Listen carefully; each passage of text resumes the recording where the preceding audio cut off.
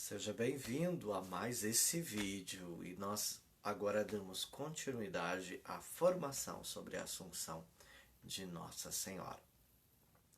Quando nós encontramos nos primeiros cristãos os relatos da Assunção de Nossa Senhora, nós estamos falando dos apóstolos, nós estamos falando de tantos homens e mulheres que morreram na boca de leões, de torturados, mortos, enfim.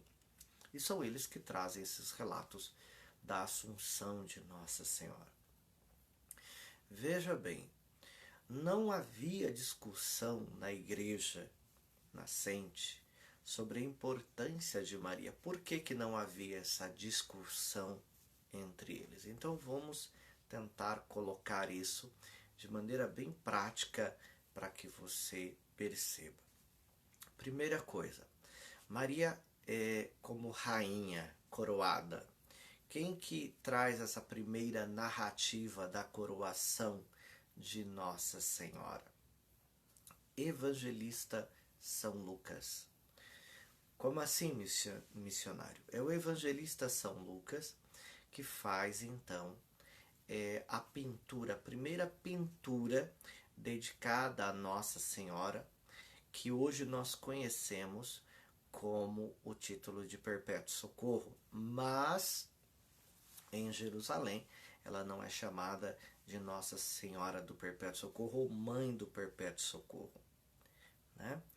Ela é conhecida como Mãe do Caminho ou Mãe Nossa Senhora do Caminho. Então, aqui os apóstolos e os evangelistas trazem Nossa Senhora coroada. A narrativa, quando os céus se abrem e os apóstolos veem Nossa Senhora dos primeiros cristãos, é que ela estava coroada. Por isso, o evangelista São João, em Apocalipse, vai trazer Nossa Senhora coroada de 12 estrelas. Houve um grande sinal no céu, uma mulher revestida de sol, com a lua debaixo dos seus pés. Apocalipse 12. Então esta igreja nascente, essa igreja que nasce de Jesus Cristo, da força dos apóstolos e de Nossa Senhora. Por isso o texto de Apocalipse 12 não é uma narrativa simplesmente de Nossa Senhora, é uma narrativa da igreja nascente, mas pela intercessão de Maria. Os primeiros cristãos, então, ao entender que primeiro, e olha que os apóstolos deixavam isso bem claro, primeiro, Jesus Cristo subiu aos céus como primícia de salvação a todos. Ponto final. Segundo, Nossa Senhora sobe como segunda pessoa aos céus, como rainha. Não foi profeta Elias, não foi Enoque, não foi Adão, não foi Eva. Veja bem, quem primeiro sobe aos céus e inaugura os céus aos homens é Jesus Cristo. É Ele que por sua morte de cruz, morte, ressurreição, Ele sobe aos céus e abre os céus a todos. O tempo deste mundo não é o tempo de Deus. Então é necessário nós entendermos bem isto. Outra situação muito interessante sobre Maria, que eu gosto sempre de relatar, de sua vida, morte e daquilo que ela representa para nós católicos, é a seguinte narrativa. Maria, ela abre não uma mediação, mas uma intercessão plena entre nós e os céus. Veja bem, eu creio que Jesus Cristo é Deus. Sempre acreditei que Jesus Cristo é Deus. E às vezes a humanidade tem dificuldade de entender isso. Ah, porque Temos um único mediador entre o céu e a terra, Jesus Cristo. Amém. Mediou por sua cruz, morte e ressurreição. E amém. Ninguém discute isto. Agora, ele é Deus. E diante de Deus? A pergunta que se faz, e diante de Deus, quem media? E diante de Deus, quem intercede? Temos um único intercessor, Jesus Cristo. Para aí, o Espírito Santo não intercede com gemidos inefáveis? Então nós temos que fazer a divisão concreta de quem é Deus e abaixo de Deus quem está. E os primeiros cristãos tinham isso como uma beleza muito grande. Por quê? Porque estava ali os relatos da Assunção de Nossa Senhora. Então são os apóstolos que dão os primeiros títulos a Nossa Senhora. Mas eu quero aqui separar os 3 títulos que os primeiros cristãos amavam, gente. Olha, os primeiros cristãos rezavam com esses 3 títulos, né? Até os anos 400, os cristãos tinham, né, esses tipos de oração muito plena entre eles. Então, quais são esses 3 títulos? Virgem, gloriosa e bendita. Então, são esses 3 títulos que a igreja nascente vai ter presente nela. Então, os relatos, os escritos dos primeiros cristãos trazem, né, a seguinte oração: a vossa proteção recorremos, Santa Mãe de Deus. Não desprezeis as súplicas que em nossas necessidades vos dirigimos, mas atendei-las, ó Virgem gloriosa e bendita. A vossa proteção recorremos, Santa Mãe de Deus. E aqui nós encontramos uma coisa muito linda dos primeiros cristãos.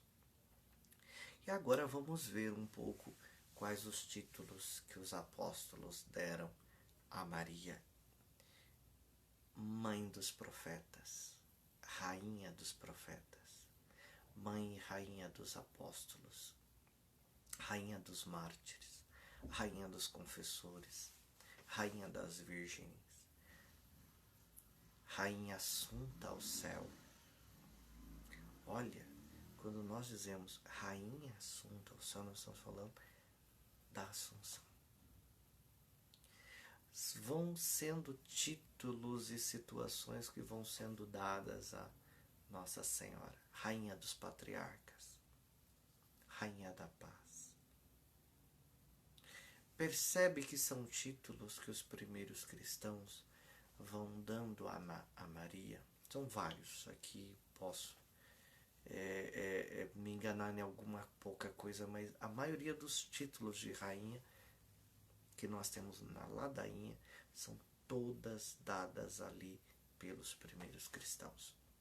Quero dizer a você a seguinte situação: esses títulos dados a Maria, nós encontramos ainda no final da perseguição dos cristãos, né, grandes santos falando sobre Nossa Senhora, como Santo Agostinho de Hipona. Nós vamos encontrar São Tomás de Aquino, muito tempo depois, falando de Maria. Nós vamos encontrar o bem-aventurado Dom Estóbão falando sobre a sua Imaculada Conceição. E aqui eu quero dizer para você: em nada Maria é diminuída pelos primeiros cristãos. Pelo contrário, são os primeiros cristãos que trazem Maria na sua essência e apresentam Maria na sua essência para a humanidade, de uma maneira que ela não está presente na Bíblia, mas está presente na vida dos primeiros cristãos. Esses relatos sobre Nossa Senhora após a vida a partida de Jesus, a ascensão de Jesus é tão forte, que, por exemplo, só para que você tenha uma ideia, se nós pegarmos os muçulmanos, eles têm mais escritos de Nossa Senhora do que nós. Se você pegar o Alcorão, você vai encontrar 6 páginas dedicadas a Nossa Senhora. Se nós pegarmos a Bíblia, temos em torno de uma página dedicada exclusivamente a Maria. Então, nós temos que entender que os relatos daquilo que temos não são relatos bíblicos, são relatos apócrifos, como eu já disse. São os relatos escritos que não entraram na Bíblia. Os primeiros apóstolos, eles viveram essa experiência da Assunção. E era uma coisa tão pacificada entre os primeiros cristãos que nunca houve a necessidade de transcrever isto como uma fundamentação. E nós passamos muitos séculos discutindo a formação da Bíblia. A Bíblia não foi uma construção dos apóstolos. A Bíblia não foi uma construção de Paulo. A Bíblia não foi uma construção de João. A Bíblia não foi uma construção de Santo Agostinho. Por exemplo, o grande pai de Santo Agostinho, na fé, Santo Ambrósio, a conversão de Santo Ambrósio, por exemplo, era dito Sagrada Escritura. Então, a narrativa da vida, das grandes conversões, dos grandes homens que testemunharam a fé, tudo era Sagrada Escritura. Quando se dizia, mas a vida de Santo Ambrósio é assim. Não, a Sagrada Escritura diz que a vida de Santo Ambrósio é assim. Foi assim. Então, tudo era a Sagrada Escritura. Quando tivemos na igreja que enxugar, ninguém imaginou que nós teríamos tantas controvérsias sobre Maria anos, séculos depois. Mas não importa. O importante é você entender que esta situação de Jesus Cristo e Maria, para nós cristãos, não há nenhuma dificuldade. Então eu quero fazer aqui um paralelo com você. Jesus Cristo enviou o Espírito Santo quando subiu aos céus. Maria manda o seu cinto a São Tomé, que nós temos até hoje, né, este cinto. Nós temos que entender que esse rasgar do céu de Maria, que ela tantas vezes rasga esse céu para aparecer na terra.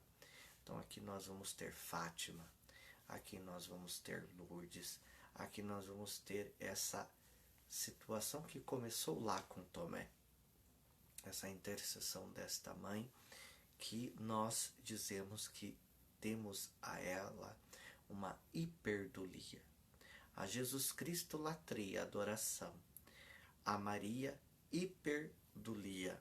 A São José, protodulia. Aos demais anjos, arcanjos e santos, nós temos simples dulia. Eu quero dizer a você, meu irmão, minha irmã, que precisamos conhecer a fé. Precisamos conhecer esta intercessão de Maria sobre a terra. Precisamos entender a fé